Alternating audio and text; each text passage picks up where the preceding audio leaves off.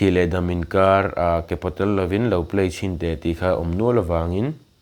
karon play chin dona streaming pattern record ka man hi chu lesson pa ngai ka siam nen khanin angreng ti khen do shedon ni kan sa chinang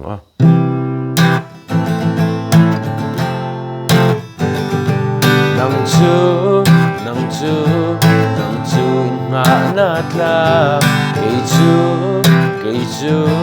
kei chu ka duap sia ikya nga chuanin laureng ka nei ngai lo Thih le dam inkara ko ding ma ila nang chuan min ve ngang Thih le dam inkara ko ding ma ila nang chuan min ve ngang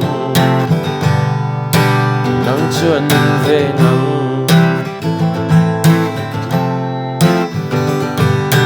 kya nga chuan ka tha amuangang rang bak chu kal lau ngai lo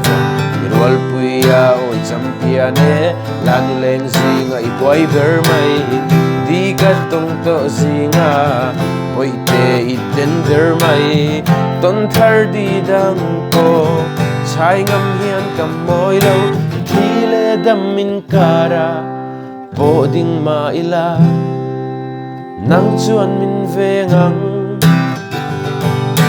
Thih le dam inkara